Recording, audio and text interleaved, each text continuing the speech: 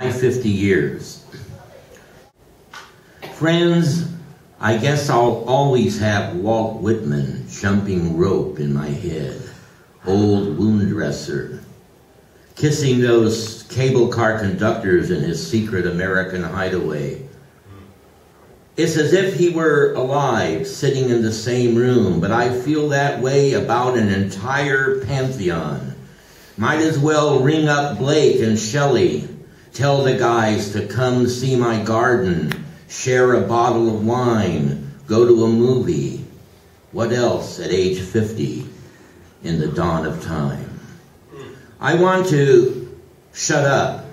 I need to listen. I want to make money.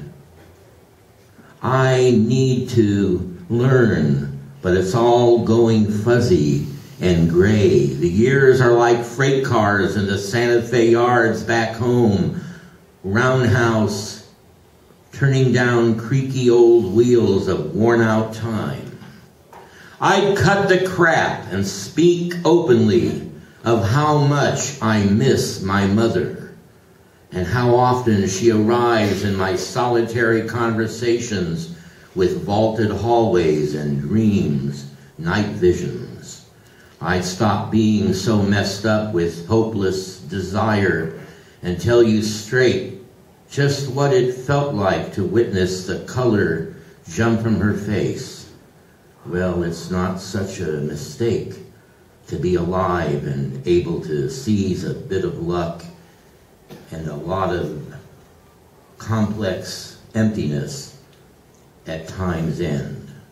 I'm just now beginning to be an old man, Mother. 50 years is about right and sure to lead me to my own resting place beyond desire. No more jazz acts or classical guitars. Not one single dinosaur to hold as a weapon in a backyard game of war. The crap must end. I anoint your silence with laughter and tears and dance on your shadow with my own 50 long meditations. I feel like a dirty dollar bill passed hand to hand, but your hope for a wealthy son just doesn't seem possible.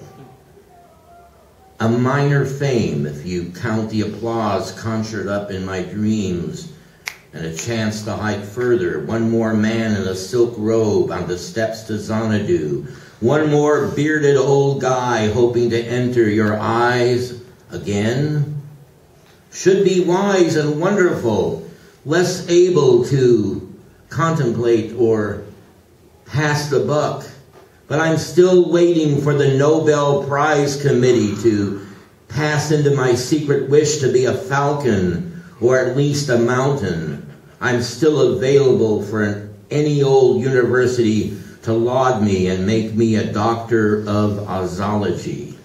Sure, I cut the crap, but I was born to sing this way and born to be your son, even when you're dead and buried away. The gods you gave to me have all grown larger with the passing years. They hide more and more. They glow in intimation of sublime reality, but give me nothing but an unreal existence. Zen-like, really. A man without money, an animal of lust needing only love, a lover seeking solace with a friend. And that's the end of it, as 50 wings of chance change me into a survivor. I'm alone in the world, forever nailed to a stone, just like you once said. So that's the beginning of it, and the brink of sentimentality, which must be absurd. I'd cut the crap, all right, right out of life, and find my way to a high ridge from which I see a snake of a lake and a drop of death, nature being such a cemetery, such a pinprick of one man's years, of one man's need for continuity and remembrance, as if one might go back to the end again.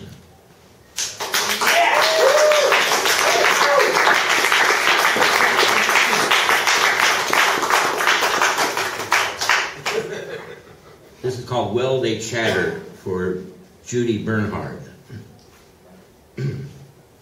It's about Emily Dickinson, one of my favorite poets. And now that the collected poems is out, one has the opportunity, if they want to go insane, to read the poems from beginning to end, because they're so deep and so complex. And what amazes me about Emily Dickinson is that very few of the poems can one really understand in the way we think normally of a narrative kind of understanding. You know, they just live with you all your life, and their complexity, if you think about them long enough, becomes quite simple, but enough. Well, they chatter in their head, ma'am, and slice you into ribbons as if you were not a woman, but a phantom born in the shadow of a walnut tree. You are a heroic silence covering 19th century America in a quilt that dazzles the crowd. Ma'am, I'm rushing home to sit on the new brick patio neath the redwood deck. And ma'am, I'm on my way to Austria, where I'll eat peaches in the hotel and sip espresso in a clean cafe. You know America. You were so volcanic alone, your poems tied in bundles against urbane notions of time. But why you were not a soldier in battle fatigues, I'll never understand. What remains is a fungus of ignorance. The poor have no clear road anymore. And ma'am, I speak for the me in your you, as if to ask permission to scribe the outlines of an ancient rhythm we all admire. You wrote about a cricket who sang and set the sun, so much so we're tamed by light from the pool. Ma'am, I enter cautiously into the fray. Bad people haunt the environs and take words away, putting them behind bars or electric fences. I need to listen to a pin dropping out of the atmosphere. Yes, and take the road they took away and steal into a universe of earthen jars and tall glass mugs. Fame, you wrote, has a song, a sting, and a wing. Tell me true, what chance must I take on the brick of my garden at dawn? Do I pen a fire, drink a cloud, eat a thought? Oh, ma'am, dare I utter Emily? I salute the grail of the book and court you in this empire of lies. If only you knew what became of the trees and the yellow meadows, how many foot soldiers dead in the arms of an unwritten poem. Ma'am, I'd love to walk you through this 21st, 2012, as far as I can go. Dead is dead, yet you awaken in the letters that have been exquisitely said. Yeah.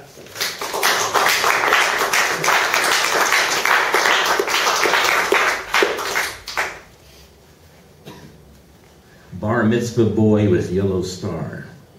This is a little dreadful, but I saw an exhibit in Europe, outdoor exhibit, as you'll see in a poem called Topography of Terror. It was the old S headquarters, but just the basement is there.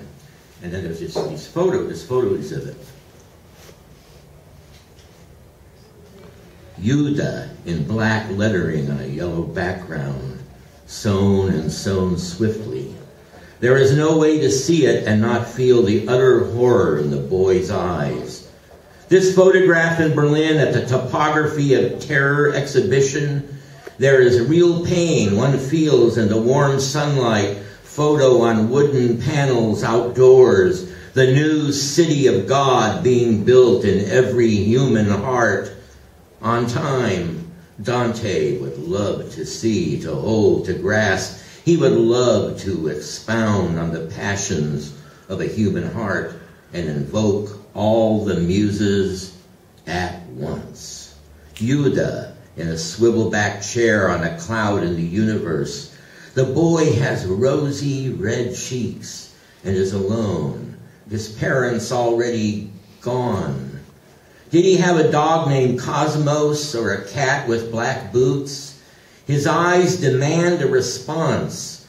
His lips tremble now. He is as old as limestone. No way to reach. He would be in his late 60s now, in the mid-90s, in a new world. The quay is packed with visitors. It's United Berlin. Unter den Linden is a pleasing sight, as is Fifth Avenue back home. The boy is just another boy tossed to the dogs. In his skull the lilies grow. On his bones the maggots feast. Unless he was reduced to ashes, his eyes demand a response here in the human universe, ruled by good and evil, protected by night and day.